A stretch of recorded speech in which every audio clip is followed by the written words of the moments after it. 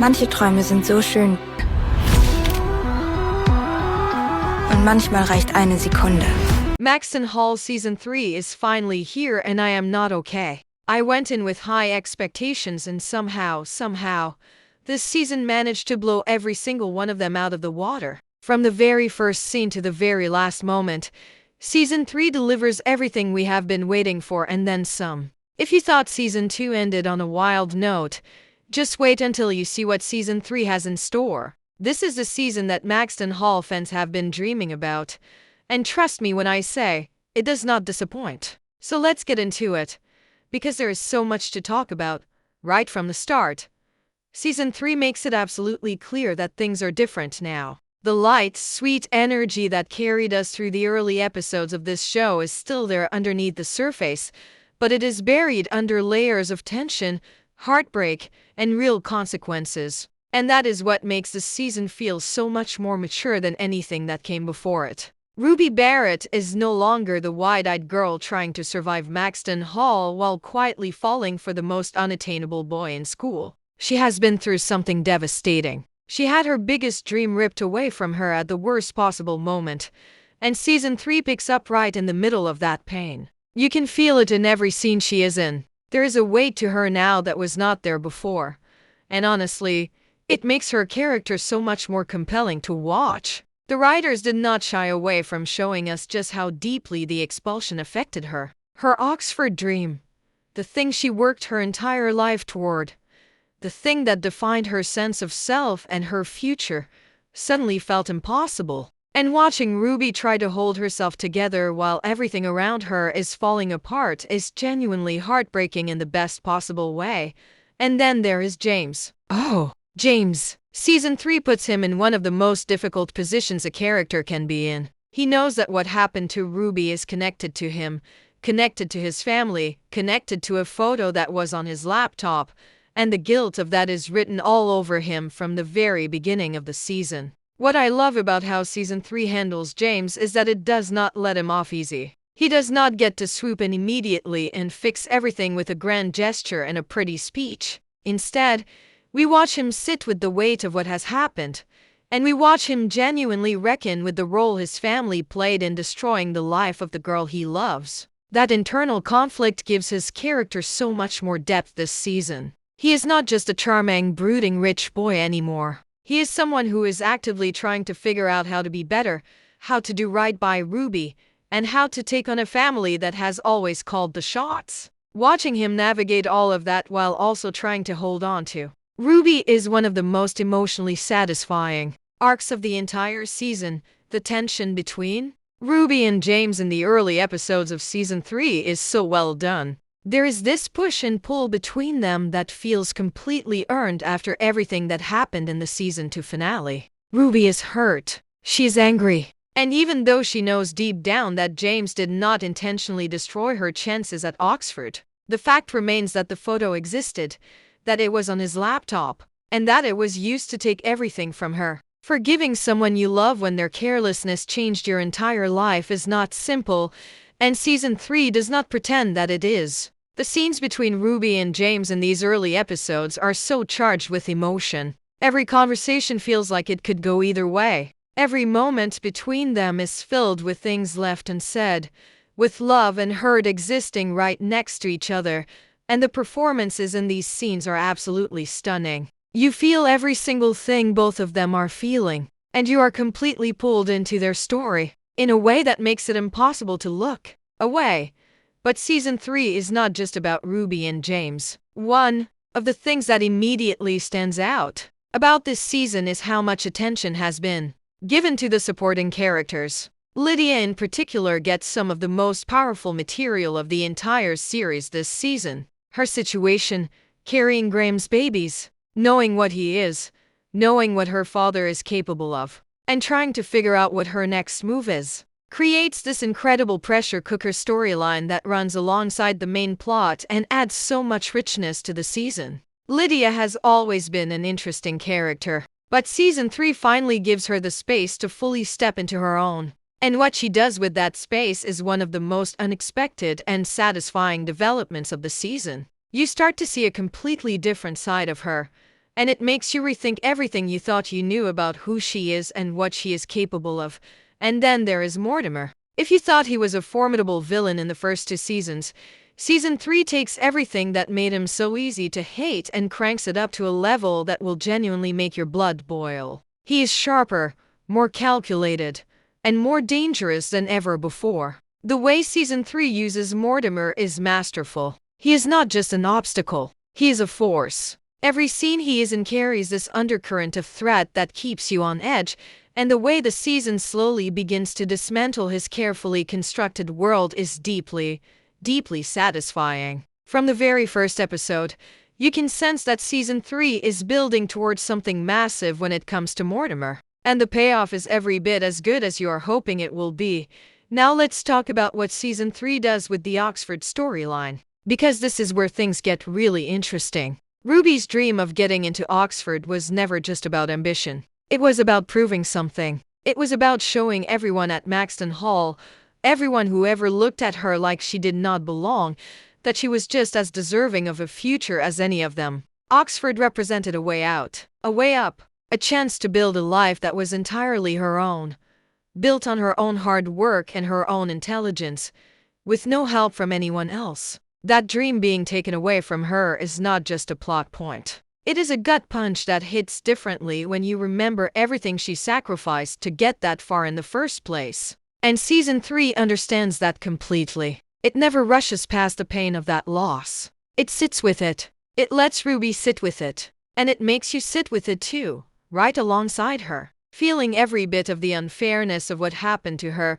What makes the Oxford arc in Season 3 so compelling is the way it forces Ruby to ask herself a question she has never really had to ask before. Who is she without that dream? For so long, Oxford was the North Star she was navigating toward. It gave her direction. It gave her purpose. It gave her something to work toward on the days when Maxton Hall felt suffocating and impossible. Now that it has been snatched away from her under circumstances that were completely out of her control, she has to figure out how to keep going without that anchor. And watching her do that is one of the most emotionally resonant threads running through this entire season. It is not a quick process. It is not a clean one. There are moments where Ruby seems like she is finding her footing again, and then something happens that pulls the ground out from under her all over again. But through all of it, you never stop rooting for her, because the show does such an incredible job of making you feel like you are right there with her every step of the way.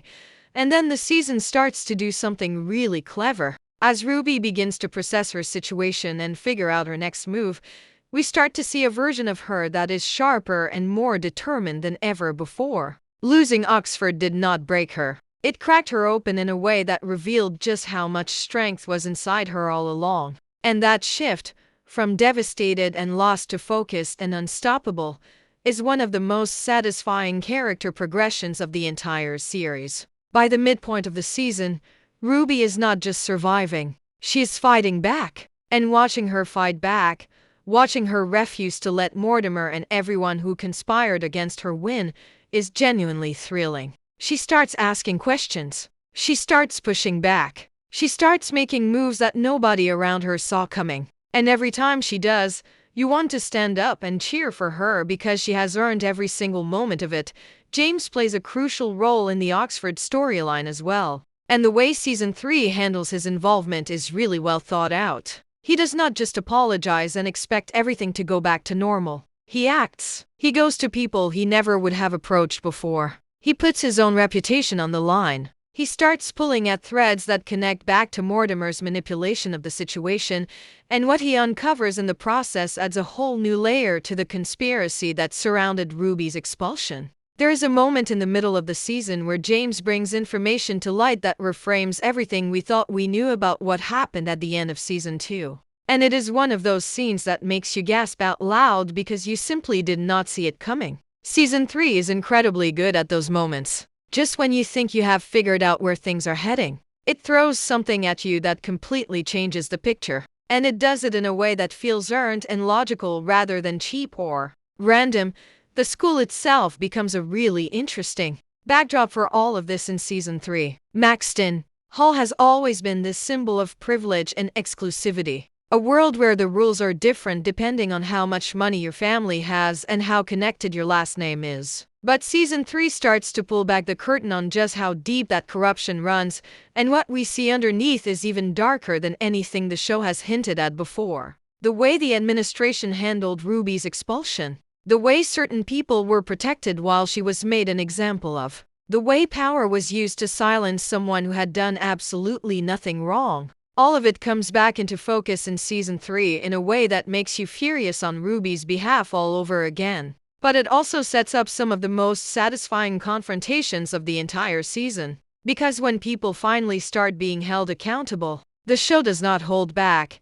Let's talk about Mortimer's downfall. Because this is the storyline that season 3 has been building towards since the very beginning. And the way it unfolds is nothing short of spectacular. From the moment this show introduced Mortimer as the central antagonist, it was clear that he was not just a difficult father or a controlling businessman. He was someone who had spent decades carefully constructing a version of reality that served him and only him. He built his empire on secrets, on manipulation, on making sure that everyone around him was either useful to him or afraid of him. And for 2 seasons, we watched him operate with what felt like complete impunity. Every time it seemed like someone was finally going to challenge him, he found a way to shut it down. Every time it seemed like the truth was about to come out, he managed to bury it deeper. That pattern created this sense that Mortimer was untouchable. And season 3 spends a significant amount of time letting you believe that might still be true before it starts, pulling the rug out from under him in the most satisfying way imaginable. The key to Mortimer's downfall in season 3 is that it does not come from one single dramatic moment. It comes from multiple directions at once, from multiple people who have been quietly building their cases against him. And when those threads finally start to converge, the effect is absolutely devastating for him. One of the most important pieces of this puzzle is James's aunt, who has been sitting on information about Mortimer altering his deceased wife's will for a long time. Season 3 finally brings that storyline to the forefront, and watching James align himself with his aunt against his own father is one of the most emotionally complex dynamics of the entire season. Because James does not do this out of hatred. He does not do this because he wants to destroy his family. He does it because he has finally reached a point where protecting the people he loves matters more to him than protecting the family name. And that choice, that moment of deciding what kind of person he is going to be, is one of the defining moments of his entire arc in this series.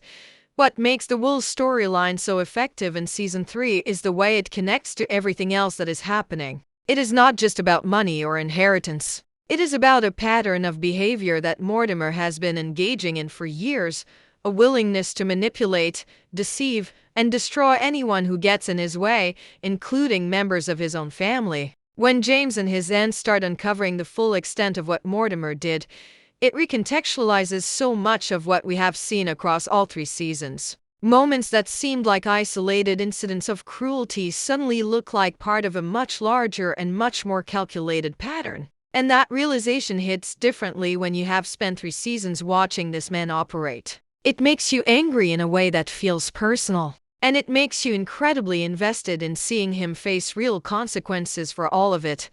Lydia's role in Mortimer's downfall is also absolutely pivotal in season 3. And honestly, it is one of the most powerful things the show has ever done with her character. Lydia has always existed in this complicated space between victim and enabler. She benefited from Mortimer's world even as she suffered under his control. But season 3 pushes her to a breaking point, and what she does when she reaches that breaking point is extraordinary. The moment Lydia decides to stop protecting her father and start telling the truth, everything changes. Because Lydia knows things. She has seen things. She has been present for conversations and decisions that nobody outside the Reddington family was ever supposed to know about. And when she chooses to use that knowledge, when she finally decides that the truth matters more than the comfortable lie she has been living inside, the fallout is immediate and massive.